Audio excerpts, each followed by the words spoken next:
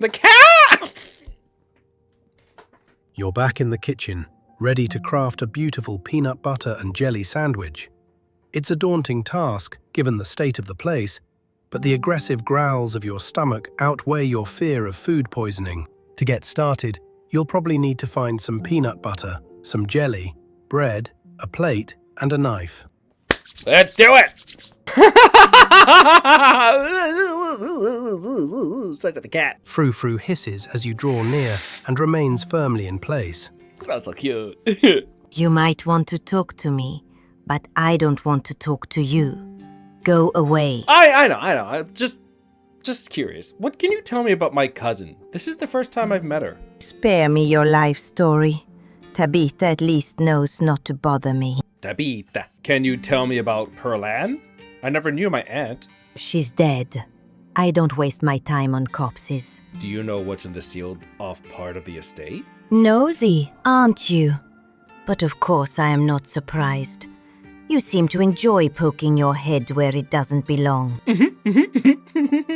Kitty. If you won't take the hint, I suppose I'll have to take things into my own hands. Uh-oh, what are you gonna do? Frou-Frou lunges at your hand and bites you, hard. You back away. Fine. Guess I'll talk to some other animals or something. As you approach the fridge, your eyes catch a note taped to the door reading, "Janie, stay out," in all caps. Below it, in separate handwriting, are the words, "Okie dokie." You open the fridge. Ugh. You already feel a deep urge to wash your hands, even though you have yet to touch anything other than the handle. Well, there's lots of stuff here. She didn't say nothing about the old takeout. Why did you do that? What were you expecting? This takeout container is disgusting beyond words, a liquefied mess, wholly congealed in its styrofoam shell. You can't even tell what it used to be. Thanksgiving leftovers, 1996, still hitting. This substance doesn't just smell bad, it smells ancient. Oh! Oh no! No! No! Are you kidding me? What? Protein is protein. Will I just eat anything? Oh! Protein is protein, you say to yourself as you force the slimy substance down your throat and into the steel trap that is your stomach. Your mouth and throat and senses might be revolted, but you know your muscles will thank you for this later. That's inhuman! You've never been one to puke or get sick, and you don't see any reason why this slime would be any different. I want this to be over. Alright, let's take that jelly. You reach for one of the unopened jars of grape jelly, carefully checking its expiration date. You breathe a sigh of relief when you realize it's recent. Ugh. This was either purchased specifically for you, or jelly is one of the few things in this kitchen Tabitha actually uses. All you need now is a plate, a knife, bread, and some peanut butter. Better close this fridge and keep looking. Maybe I'll get the ice cream some other time. You return to the kitchen, closing the fridge behind you. Let's, search the pantry.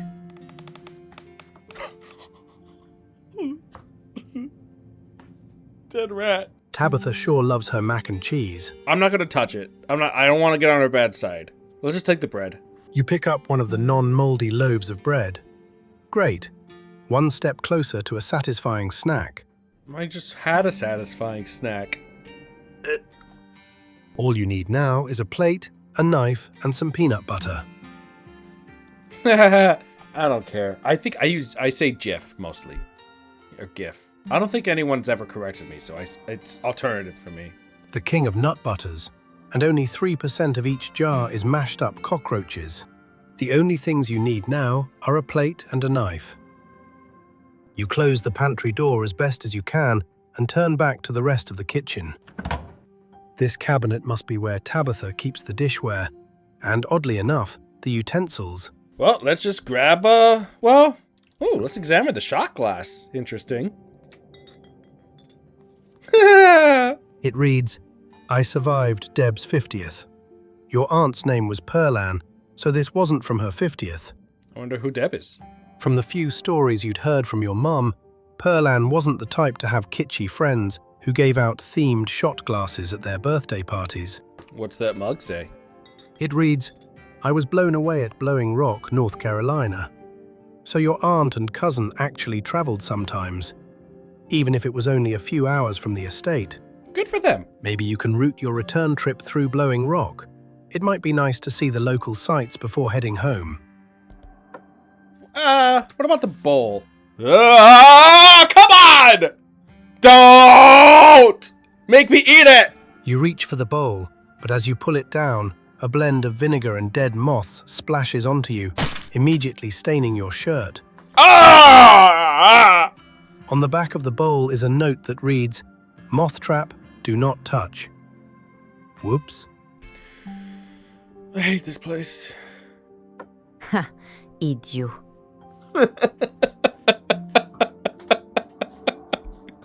Not the cat. Your shirt is now unpleasantly wet. You'll probably change into something clean before you leave the house. You grab a plate and a butter knife. This is the last ingredient you needed to make your PB&J. Time to get to work. I don't even, I'm so grossed out. I think I lost my appetite. But, you know, protein is protein. You close the cabinet and look back to the rest of the kitchen. Let's make that PB&J. Despite the state of this horrendous kitchen, you have successfully combined your 3 ingredients to make a peanut butter and jelly sandwich. Congratulations, protein awaits. A job well done. I hope Nintendo doesn't sue me for that. All of that hassle, and it took you less than a minute to eat. The rest of the day lies in front of you. Let's check out this garden, yeah? This garden was reclaimed by the wilderness long ago. It might not be very safe, but who's to stop you from venturing deeper? It looks nice. Let's explore the garden. You wander further into the garden. It's quiet out here. All right, I guess that's that. There's a statue with like a lady and 2 satyrs, I want to say. There's a wrought iron gate with the word Scarlet over it, and a greenhouse, and a dilapidated tree swing. This place isn't gonna matter in the future. You head back inside and close the door behind you. I'm done here. Congratulations. You've eaten and have a full day ahead of you. What do you want to do next? Let's make another sandwich. Let's just settle into our room. Now that you've finally eaten, the aches and pains of your journey have started to sink deep into your bones. You stumble up the stairs to your room, suitcase in tow, eager to unwind before you face the rest of the day. You stand at the entrance to your room. I think they said the dresser should be empty. It's a funny! You drag your suitcase over to the dresser and open the bottom drawer. An opossum lurks within. It is quiet but angry. They get to talk to rats now. Afraid! Okay, friend. I know hurt. Afraid! Aw, what's your name, little guy? I'm Mike. Dustin! Oh! What are you doing in my drawers, pal? Dustin? Warm? Dark? Sure. Can you tell me about the human who lives here? Which human? I guess I meant Tabitha. Can you tell me about Tabitha? Dustin, not good with names. Okay, Dustin. Me neither. But one of the humans died. Only one still lives here. 2 human live here. I guess I meant not me. Okay, Dustin. Can you tell me about the 2 humans who live here? 1 human sad. 1 human scary. There's someone else in this house. Okay, can you tell me about the sad human? Cries. Gives Dustin bad sleeps. Can you tell me about the scary human? Always watches. Eyes hateful. Okay, never mind. Thanks for the help, Dustin. K. You poor thing. You look cold in there. You gently lay your clothes on top of the creature, arranging them in a little nest. Dustin closes his mouth, somewhat more at ease than before, and looks up at you with his shiny black eyes. Human is kind to Dustin. Dustin will remember this. Thanks. Of course, Dustin. Of course. You close the drawer, satisfied with yourself for a job well done. What is in the closet? Well... Oh! You can see why your cousin said you should put your clothes in the dresser instead of this closet. I freaking hate it here, man! There must be decades of family history stacked up in here. I'm gonna touch the doll.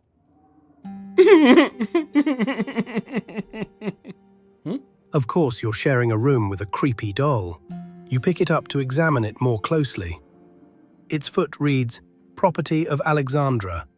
No need to carry this around with you. Let's just put it down. You close the closet behind you. Let's examine the painting on the wall. This must be an older relative of yours, judging by the dates on the inscription. You've never heard of her, but you'd barely heard anything about your aunt and cousin until a week ago, so that's not really a surprise. Maybe you could ask Tabitha about this Mary Belle Scarlet the next time you see her. That is, if she's actually in the mood for conversation. What's out the window? You can only imagine how beautiful the garden must have been in its heyday. If you owned this place, you'd totally get out there with a shovel and some gardening gloves and whip it into shape. You'd go out and pull weeds, chop trees, carve topiaries, and do whatever you needed to do to return it to its former glory. And once it was all done, you'd sit by the fountain, which of course would have a little goldfish in it, and drink a floral tea while enjoying the birdsong. Yeah, that's what I totally do. Or hire someone to do it. Yeah, you definitely do that. Just not right now.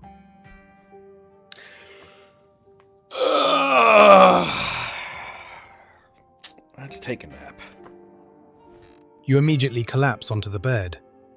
You're tired enough that being alone in a strange new place won't stop you from passing out. Or so you thought. You cough as a small cloud of dust rises up from the mattress. These sheets might be fresh, but everything beneath them might have been around to see the dawn of civilization. You try to settle in, but the bed is lumpy in strange places, and you can feel the springs pressing through the fabric. You might be tired, but you're far from tired enough to get in more than a few minutes of uncomfortable napping. That's enough. It doesn't seem like there's much else for you to do here right now. Let's call it a day. Like, I've made so much, we're done. I just want to relax now. I mean, I kind of want to keep going, but I also kind of want to, like, just relax.